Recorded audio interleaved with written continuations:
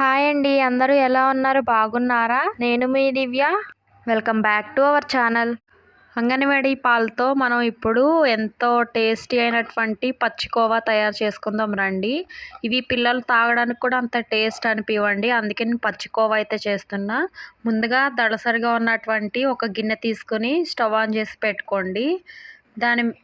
దాంట్లోకి ఇప్పుడు 1 లీటర్ పాలైతే వేసుకోండి. నేను లీటర్ పాలైతే వేసుకుంటున్నాను,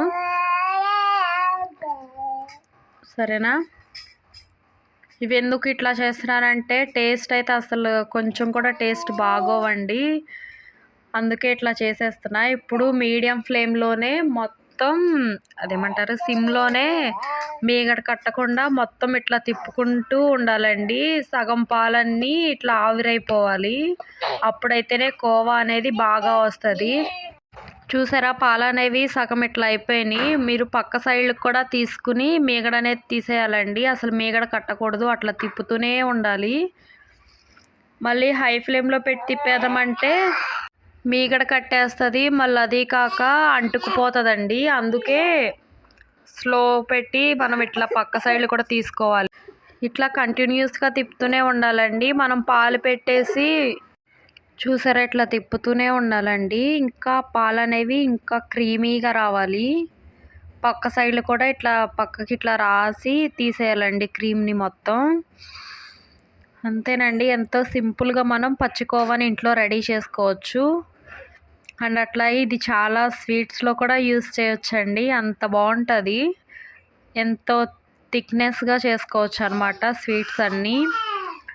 ఇప్పుడు కొద్దిగా చిటికెడు బేకింగ్ సోడా ఉంది కదా, దాన్ని వేయాలండి. ఇక్కడ నేను ఏమంటారు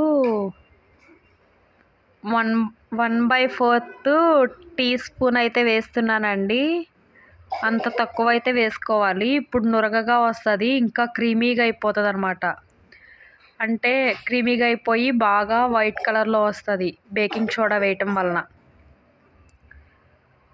సరేనా? ఇది ఒకసారి ఇట్లా కలిపేసుకుని ఇంకా అంతేనండి, కట్టేయటమే. స్టవ్ ఆఫ్ చేసి ఇది కూల్ అయిపోవాలండి, పక్క సైడ్కి ఇట్లా రాసుకోవాలి. చల్లారిన తర్వాత దీన్ని అయితే ఒక బాక్స్లోకి అయితే ట్రాన్స్ఫర్ చేసుకోవాలండి. ఇంతే. దీన్ని ఫ్రిడ్జ్లో అయితే ఏమంటారు డీప్ ఫ్రిడ్జ్లో కాకుండా నార్మల్ ఫ్రిడ్జ్లో అయితే స్టోర్ చేసుకోవాలి. ఇంతేనండి, ఎంతో ఈజీగా చేసుకోవచ్చు. ఈ కోవాతో మంచి మంచి రెసిపీస్ కావాలంటే నా ఛానల్ని ఇప్పుడే సబ్స్క్రైబ్ చేసుకోండి.